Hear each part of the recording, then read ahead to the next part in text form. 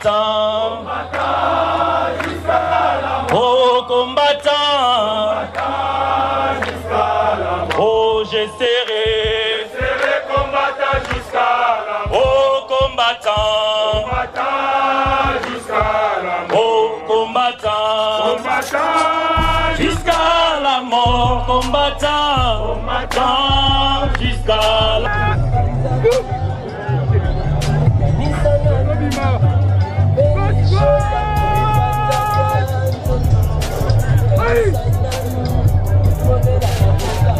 Droit de manifester pacifiquement.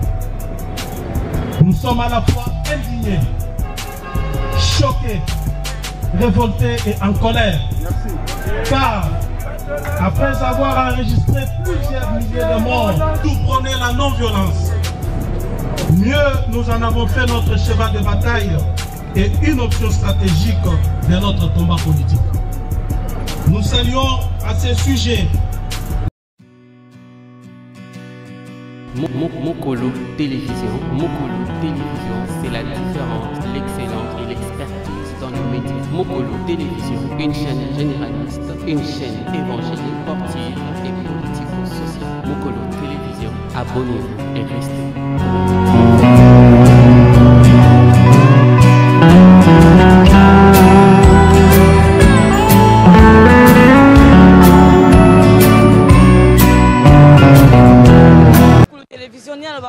TV Zali, TV Radio, TV qui est bon visibilité, bon information à la hâte. On moni Marlène Malela, alors on l'équipe ya muku télévision to kiti sur le terrain.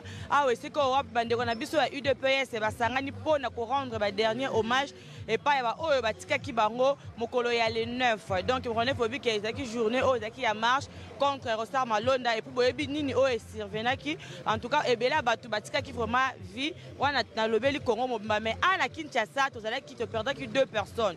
Yango moni le nez qui journée oyo balinga qui vraiment va ça là-bas. Je la vois lâcher Kita, elle entre en ce lieu comme la nuée en ce lieu. Elle te touche, elle te change, elle te transforme.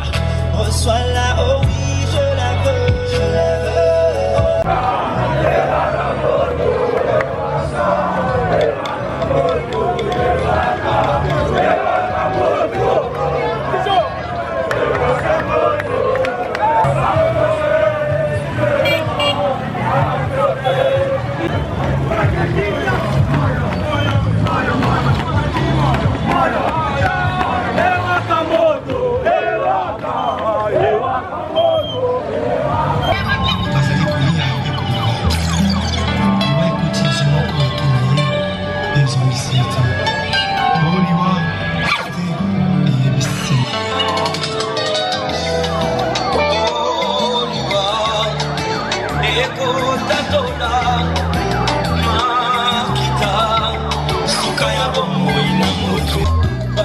Patrick! Patrick!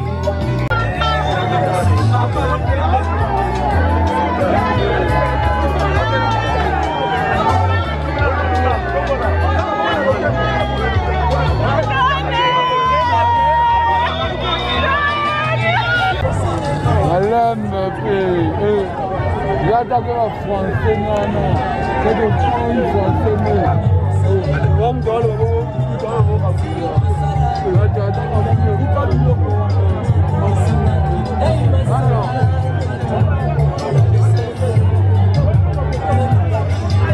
depuis ceux qui battiennent va déposer pour la Katia pour éthique mémoire il y a pas de connexion. S'il vous plaît, pour que les Kovanda Kanabino.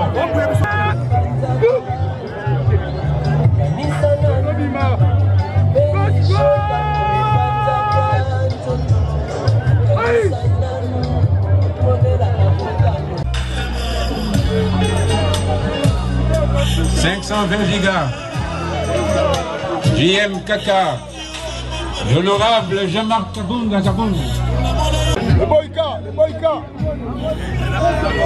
Notre sous-marin. Il y a un combattant. Il faut s'incliner. La arche au moment de la poser qui. On est au moment du saut.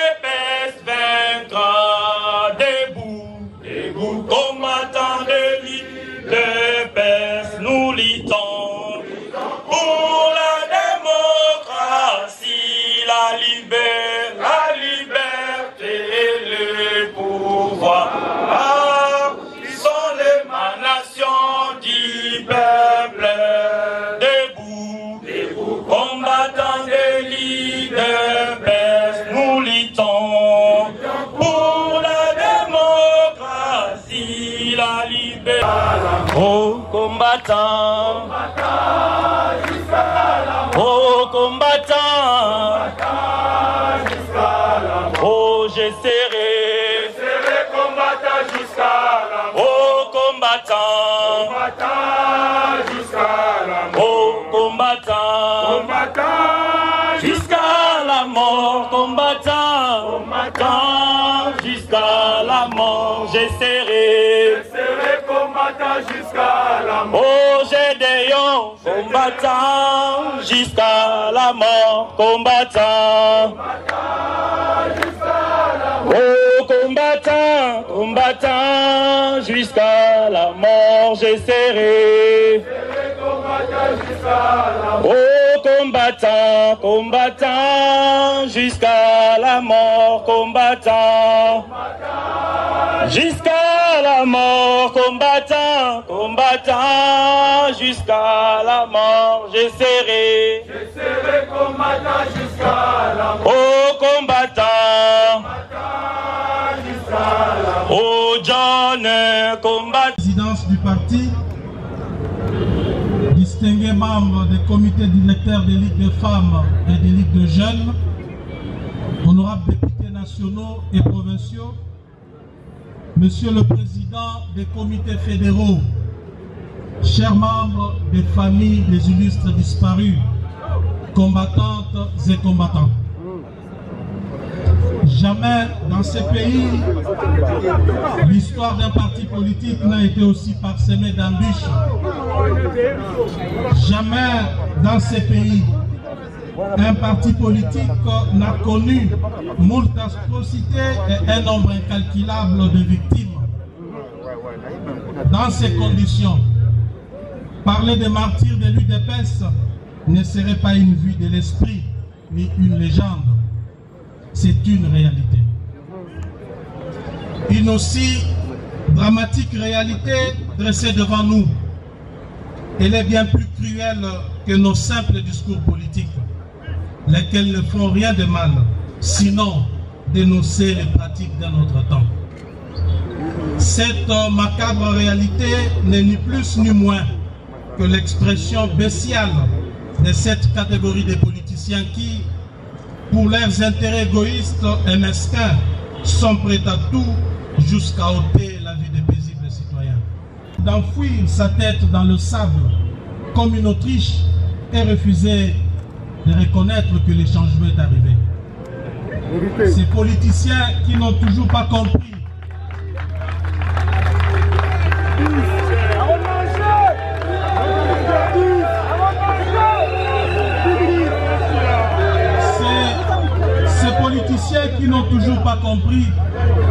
que les les combats de l'UDPS ne les visent ni ne les stigmatisent personnellement.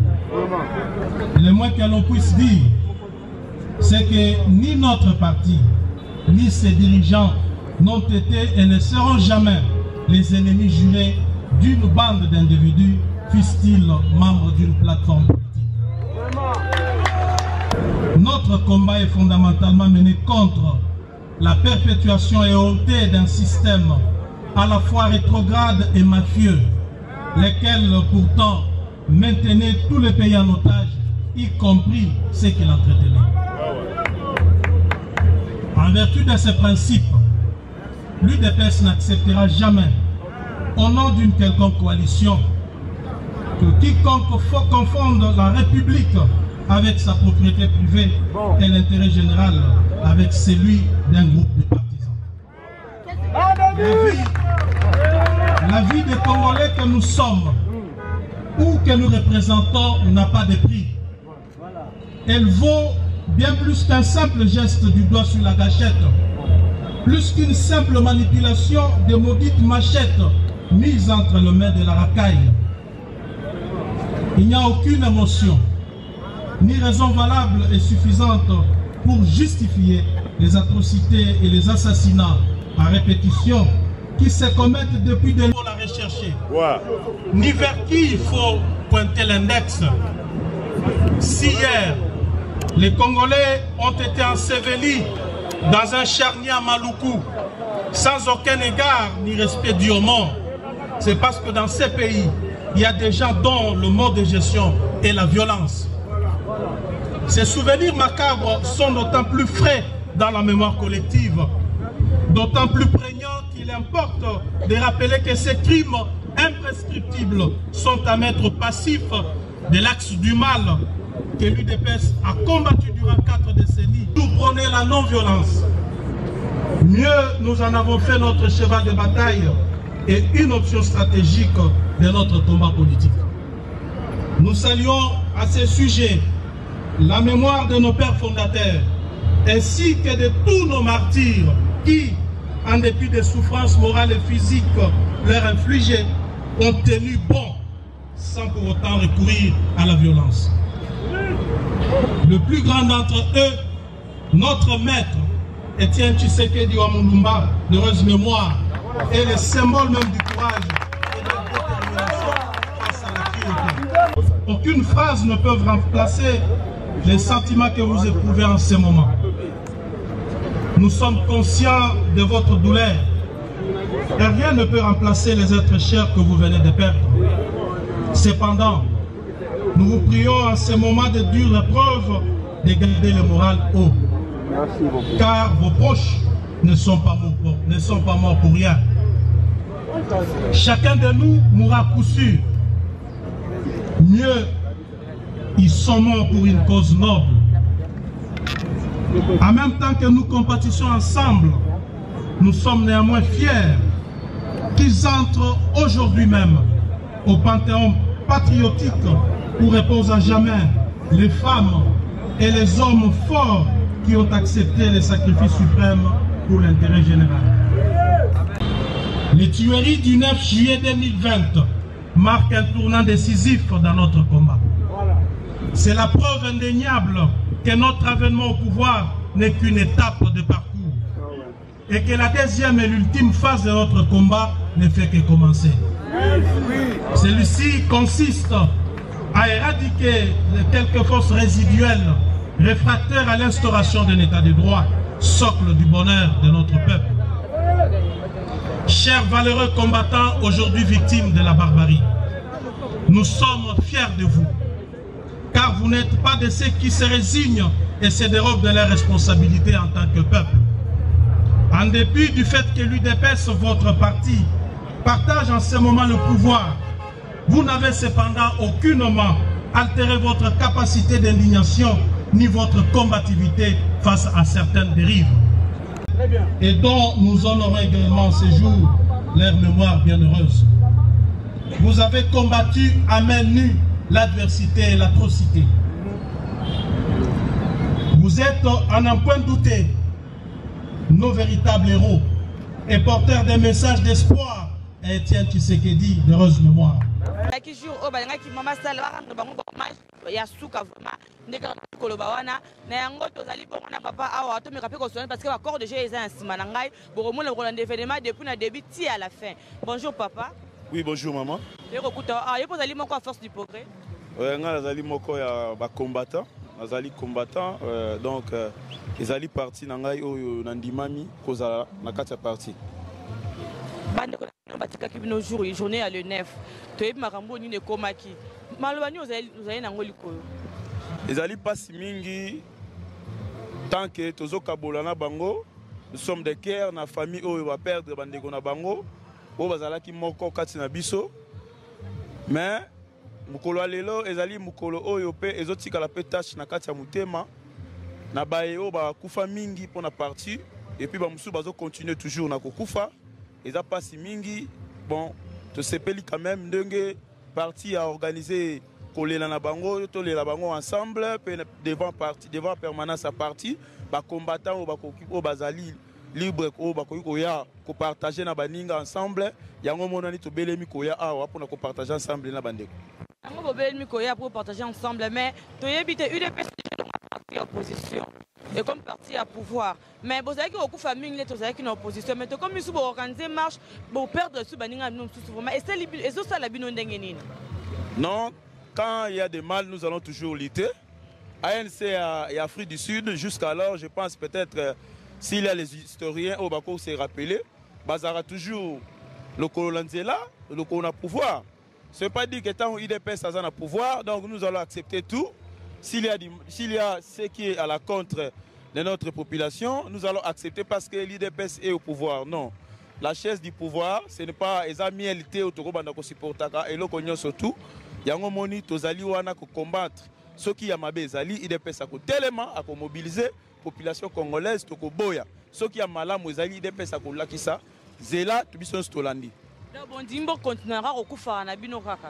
Non, c'est une occasion, maman, au Pessinga micro pour dire à l'opinion congolaise et même internationale que si l'IDPS continue toujours à mourir, jusqu'à aujourd'hui, en tout cas, c'est la première fois et la dernière fois.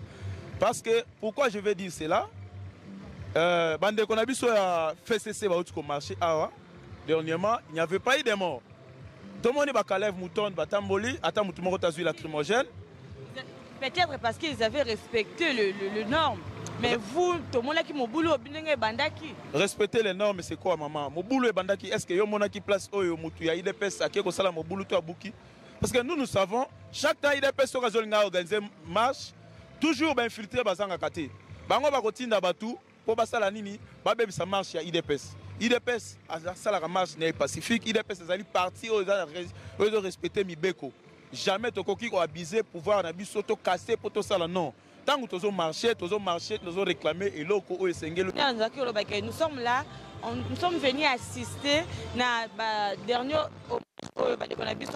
PS bazali vraiment pour rendre bande bango o bataki bango mokolo ya le 9 juillet na bani bozalaki na marche wana et puis boyebi nini o eyaki boyebi eloko ba message ni tozo ya sima ya mabe message moko horrible o na niveau ya Lubumbashi na niveau ya mboka ebele ba doit continuer toujours kokufa ba retrouver ba mort wa cadavre na mai donc c'est pas vraiment bien yango moni moi na mboka Augustin Kabuya o azali bongo secrétaire général alingaki était à rendre bango hommage parce que bakufi mingi depuis régime oyo tikoleka ti régime oyo bandeko na biso vraiment ya UDPS bazali vraiment bazuna nous kaka place pour na bango ba revendication et tout consorté soto rolo bakara bongo yango tozali wana pour mona vraiment ba image ezali ebele batu nyonso tu bazali ba ko assister to moni déjà présence ya ministre ministre Sylvain Mutombo pe ya wana mwana mboka pe to mona ba tanga ki batu ebele ba ko assister en tout cas baza vraiment déterminé ba déterminé okipune bo kine ba ngomba so ba ke makambo oyo ekosala ba lisusu te ekozala vraiment lisusu te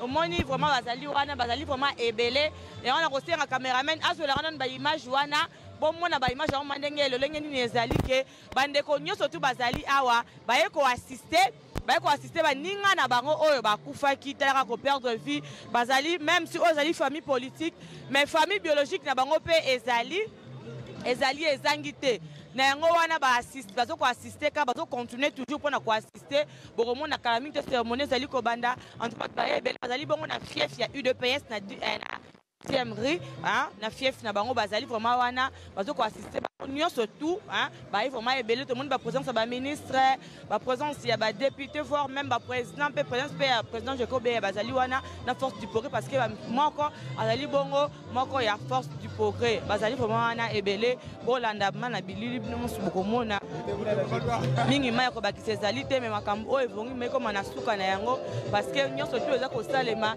ezali mako sepelisa ba yimbo kate parce que bango surtout bazali koloba wana eteke mboka ezali ya bango surtout constitution sengi ete soki mwana mboka amoni ke makambo ezali vraiment clair te il faut aloba il faut atelema il faut revendiquer mais revendication yango ekomi ke bamisusu baperdre ba vie alors c'est pas vraiment bien et là vraiment kitoko makasi te bomona bato bazali vraiment ebele na bafamille biologique na bango baye ko assister bango nyonso tu bazali wana ozomona présence ba ministre présence ya peuple congolais ya ba UDPS baye vraiment ko assister les bozomona kaka wana bazali vraiment ebele donc mingi ya koloba pe mingi ya ko bakise ezali te parce que ils sont là ils étaient d'abord nombreux journée wana ya le 9 hein pour en fait ba revendiquer ba loi sur ba droit na bango mais aujourd'hui les autres sont venus pour rendre hommage et pas batiki bango donc ezali vraiment un peu moins difficile mais qu'est-ce qu'on fait eza bongo eza mboka esengaka toujours ka bongo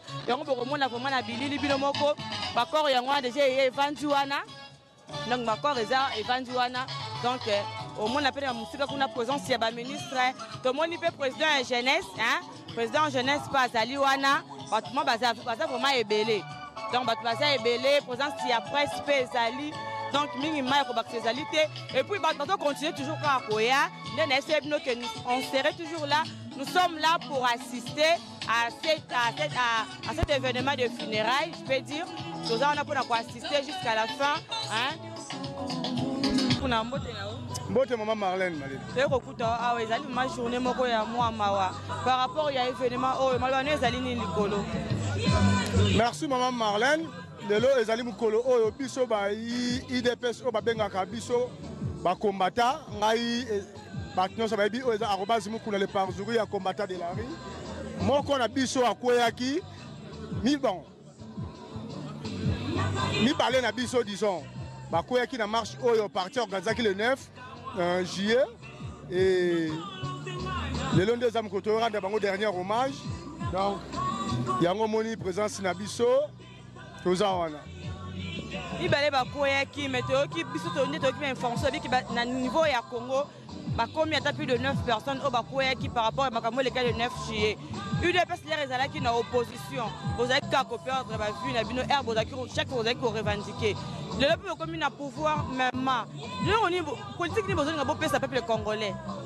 Merci madame sur la lobby mi balé pourquoi parce que autour ngai présence nanga sur les lieux yango na lobby mi balé mais en général na katanga ba ebisi biso baza 6 bakundaki 5 lobby mais ba mona sous corps mususu c'est-à-dire et ça la passe tant que dans opposition to bandeko kokufa pourquoi pour que na posa ya instauration ya état de droit toujours pouvoir mais toujours pouvoir entièreté pouvoir na biso zali pouvoir moko ndambu tokoza na 55% to 60% bandeko bazaki na régime sanguinaire ya kala ya Kabila bango pe bazaka na même mise na pays et le rôle la biso toza na détermination que il faut to même tu sais qu'elle dit tina 100% ya pouvoir na ye il faut avoir pouvoir na ye nyonso na maboko yango biso to baki biso nzela to kotika te soki esengi biso ba o to kufa kana nzela lokola ba GDO na ba John Bakei to kosala yango